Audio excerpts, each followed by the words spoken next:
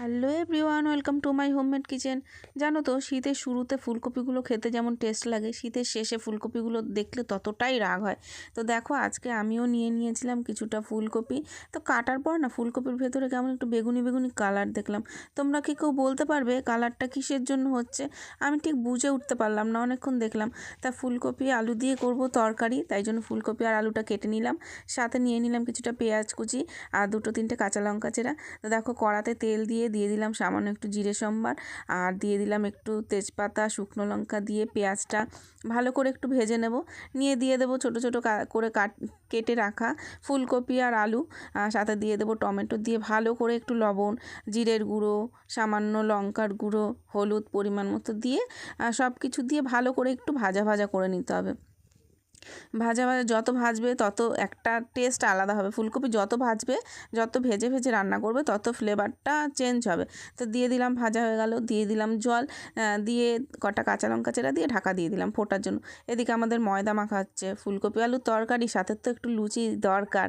হ্যাঁ, তো ময়দাটা মাখতে মাখতে আবার একটু উল্টে পাল্টে দেখে নিলাম। তো দিয়ে দেখলাম আমার ঝোলটা ফুটে গেছে। দিয়ে দিলাম স্বাদ মতো চিনি, দিয়ে আবার ঢাকা দিয়ে দিলাম। একটু ধনেপাতা কুচি করে নিলাম। আবার দেখো, ধনেপাতা কাটার পর আবার দেখে নিচ্ছি যে সিদ্ধ হচ্ছে কিনা। তো দেখলাম হ্যাঁ, সিদ্ধ হয়েছে মোটামুটি ভালোই। তো আবার ঢেকে দিলাম, দিয়ে দিলাম একটু ধনেপাতা কুচি, দিয়ে ঢাকা দিয়ে দিলাম। ঢাকা দিয়ে নাড়াচাড়া দিয়ে ঢাকা দিলাম। ঢাকা দিলে ঢাকা খুলতেই হয়ে গেল আমাদের তো রেডি তরকারি।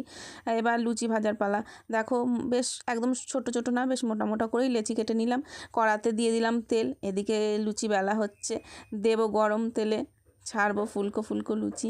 তো তোমরা যারা আমার ভিডিওটি ইউটিউব থেকে দেখছো, তারা অবশ্যই আমার চ্যানেলটি সাবস্ক্রাইব করে আমার পাশে থেকো। আর যারা ফেসবুক থেকে দেখছো, তারা অবশ্যই আমার ভিডিওটি দেখে লাইক কমেন্ট শেয়ার করে এবং ফলো দিয়ে আমার পাশে থেকো। তো সবাইকে অসংখ্য ধন্যবাদ আমাকে এত পরিমাণে ভালোবাসা দেওয়ার জন্য। তো দেখো, এদিকে আমাদের লুচিগুলো এক এক করে ফুলকো ফুলকো লুচি এক এক করে ভাজা হয়ে যাচ্ছে। তো আর এদিকে আমাদের বাচ্চা কাচ্চা তো বসেই আছে, বাচ্চাদের আবদারে মাঝে মাঝে এমন করে বাড়িতে, তোমরাও দেখো বাড়িতে বাচ্চা কাচ্চা থাকলে মাঝে মাঝে একটু তেলে ভাজা করতেই হয়। যতই মনে করি খাবো না, কিন্তু কিছু করার নেই। আর বাচ্চাদের মুখের হাসিটা দেখলেই সব কিছু ভুলে যেতে হয়। তো দেখো, আমিও প্লেট সাজিয়ে দিয়ে দিলাম সামনে। খেয়ে রিয়াকশানটা দেখো, ওদের খুশিতেই আমাদের খুশি।